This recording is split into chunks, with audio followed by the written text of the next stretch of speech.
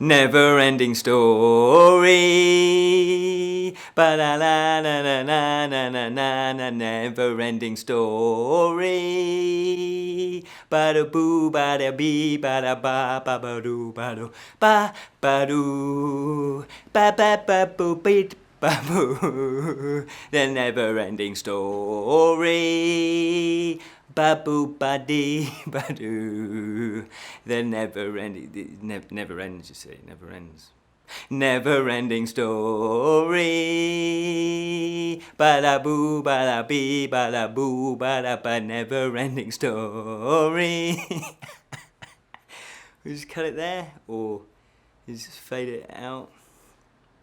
Never-ending story. Ba-da-boo, ba-da-ba. Yeah.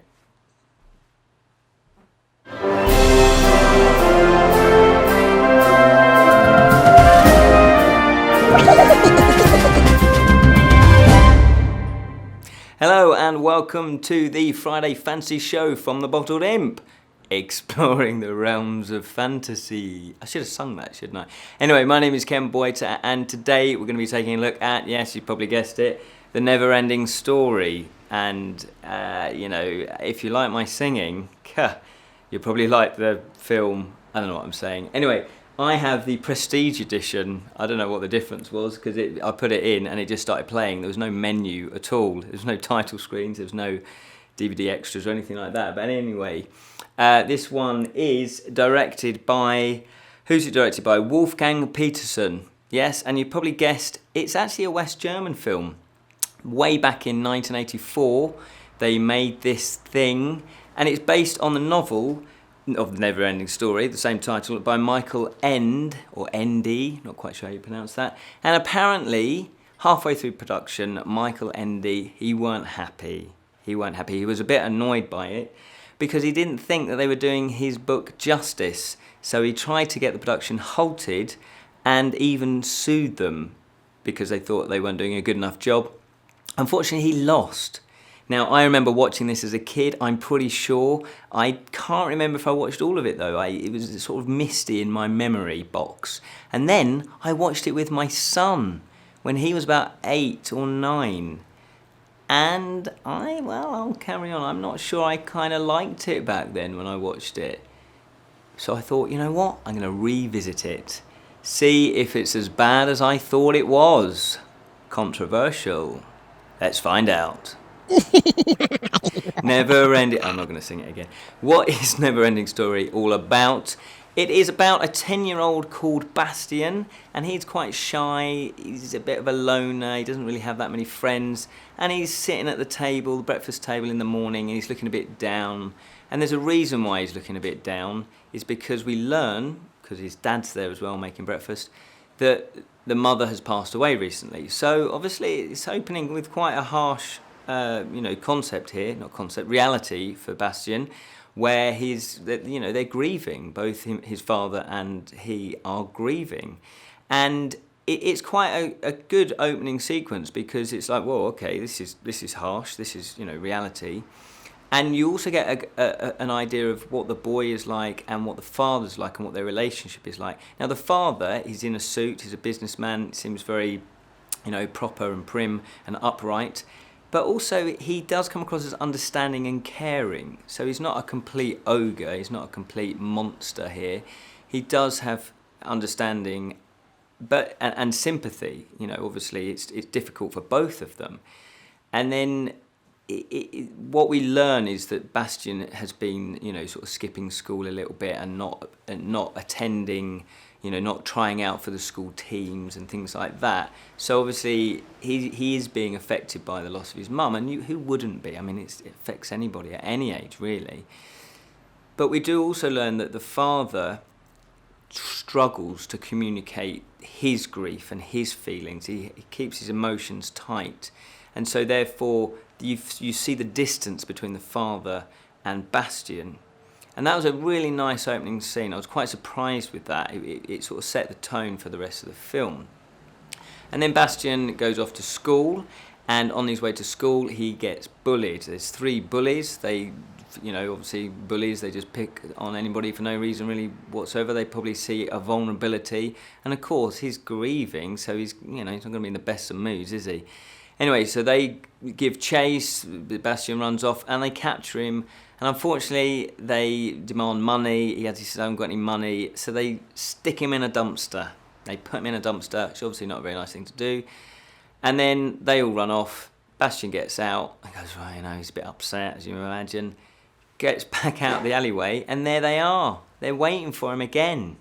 So he gives chase. They are off they run. They give chase, and he slips down a side road and goes into a bookshop. It's a second-hand bookshop, full of books, all stacked up. The type of bookshops I love. I like those. And there's you just hear this grumpy voice, "Get out of here." And you think, oh, okay. Grumpy bookshop owner. And I think all second-hand bookshop owners should be grumpy. That's just a given, isn't it? And he particularly is a grump because he says, I don't like kids. Get out of here. But, Bastian, he's got bullies on the outside. And he's, well, please, let me just hide here for a couple of seconds. And the shopkeeper, he says, this is a bookshop. This isn't for kids. And I'm thinking, whoa, okay, not for kids. Books are for kids. But this is where Bastian comes into his own, because he says to the shopkeeper, hang about, I love books. I've read Treasure Island, I've read Robinson Crusoe, and he reels off a whole ream of books. And he actually knows how many books he has in his collection as well, which is very impressive. And of course, the bookkeeper, he is impressed as well. So there's a bond, an instant bond. So he starts being less grumpy, still a little bit grumpy, and he starts chatting to Bastian about books and reading, and he says, yeah, but I bet the books you've been reading, the stories, are safe. And Bastian's like, what do you mean by safe? There's peril in them, And he says, yes, but you as a reader, you're still safe. And he has a book. He shows him a book, like a magical book. It's magical because it's fairly large and it's got a nice symbol on the front and it looks all magical. And so he says, but this book, you can get in danger because you can become part of the book. And of course, Bastian's a bit confused. He doesn't really quite believe him. There's a phone call. The shopkeeper has to go off and answer the phone call. And you've guessed it, yeah, Bastian. Well, we'd all do it, wouldn't we? He nicks the book. And you think, oh, Bastian, you're getting yourself into more trouble. But then when the shopkeeper comes back, he looks and he's left a little note that says, I will return the book, I promise. So we know Bastian is one of the good eggs, one of the good guys. Anyway, he gets to school and he's like, do I really want to go to class? And he bunks off. He skips his classes because he knows that he can sneak up to the attic. There's a key. It's all a bit weird, but there's a key that's next to the door, that's sort of half smashed glass thing. Don't quite get it. But anyway, there's a key and he managed to sneak into the locked room. He locks himself in. And he's in the attic, and this attic, as you can imagine, is disused. There's gym mattresses around, there's old skeletons, I'm assuming for biology teaching, not actual skeletons, but who knows. There's, just junk, and it's a bit dusty, very atmospheric, obviously, from a filmmaker point of view. And Bastian thinks, I'm going to be reading this book. So he settles down, and he starts reading the book. And that is the framing device. So all of that happens within about 10 minutes. We then get into the main fantasy side of this. So he starts reading the book, and the book is all about Fantasia and a world of Fantasia. And we quickly learn that the world of Fantasia is under threat by the nothingness. There's a big nothingness that's sweeping around, just swallowing Fantasia. And of course, they need a hero. I won't really go into much more than that, but we're now into the fantasy part of it. And so the whole film cuts between what's the actual action and the characters within the Fantasia, and also Bastian reading the book. And it works really well because obviously it's a known device where you're in an urban setting or a modern day setting, and then you find a portal. So you've got the Lion, the Witch and the Wardrobe, for example, where you find a portal into a magical realm. I love that. I love when that happens. Even in adult films like Being John Malkovich, you have that where, there's a little door under a desk. Beautiful, really, really love it. There's just something about that. And I think it's because we all want to find that. We all want that in real life. Because obviously sometimes life can be very, very boring. And that leads on to the themes, because there are several themes that run through this film, and I think this is probably mainly because of the book. I would imagine the book explores these themes maybe a little bit deeper, but that's, it's not being unkind to a film, because you do only have 90 minutes, whereas a book can be longer. And imagination is one of the big, obviously, key themes here, and how imagination can really help you in a time of crisis. His mother's died, he's grieving, he just kind of wants to be left alone, but yet he has to soldier on like we all do. We have to kind of have day to day. But no, he's rebelled. He's going, you know what, I want to do what I want to do, and I want to read a book. And you know why? Because I want my imagination to be taken elsewhere. I want to be transported to a different land. And so the imagination can really help with his grieving process. Other themes that we have here are survival, and again, both physically and mentally. He's being chased by bullies. He managed to survive that. He used his wits. In the end, he outran them, and he snuck away, and then he hid, he used his wits.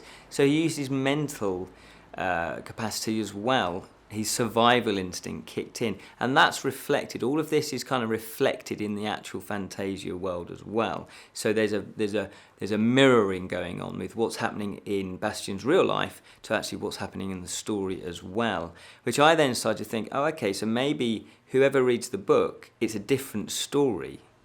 That's just me. That isn't actually implied, but it suddenly thought that would be a really good idea, that whoever this book changes depending on who's reading the story, because the story replies to what you need, your actual wants and needs from the story, so it can change from person to person.